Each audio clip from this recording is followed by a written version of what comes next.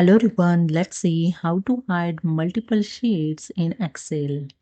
So you can see in this Excel total 5 sheet is showing. So to hide the sheet, first click on the sheet, then hold the control key, then click on the next sheet, and here I select 4 sheet. You can see the selection here showing.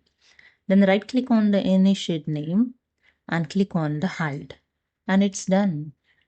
Selected all sheet here, hide. To unhide again, right click on the sheet name and click on the unhide, and you can see I just hide this 4 sheet.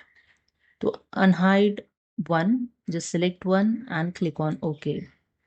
If you want to unhide all, then again right click on the mouse, click on the unhide option.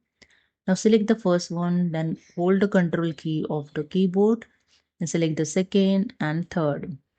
Then click on OK to unhide all Excel sheet. So hope you understood. Subscribe the channel. Thank you.